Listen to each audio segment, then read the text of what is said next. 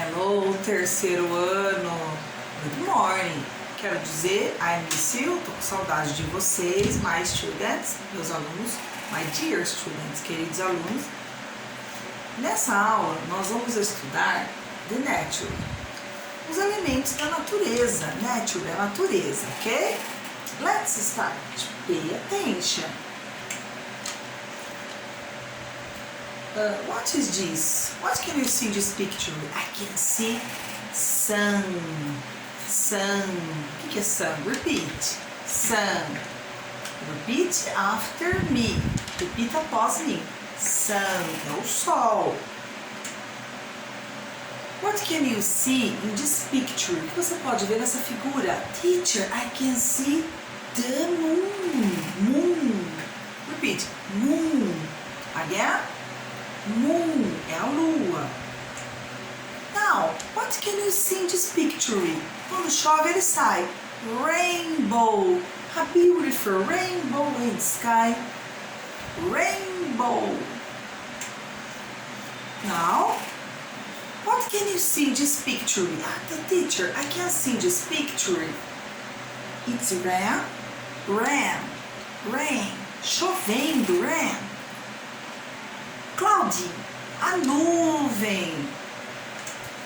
Now, what is this? O que é isso?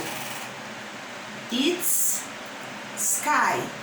It's the sky, o céu, né? Sky. What picture is this? Figura esta. It's tree. Tree, no começo do ano eu ensinei a musiquinha da tree para vocês. E the parts of the tree, lembra? The tree, the tree, the tree. O que a árvore traz pra gente? The flowers for me, for me, for me. Lembra?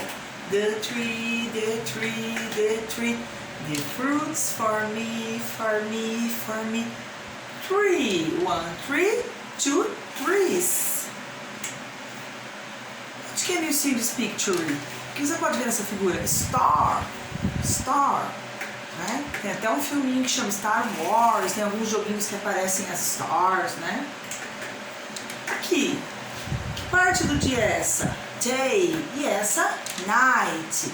The day, o que eu tenho no day? Sun, cloudy, a nuvem, e na night? A moon e a star. Ok? That's it.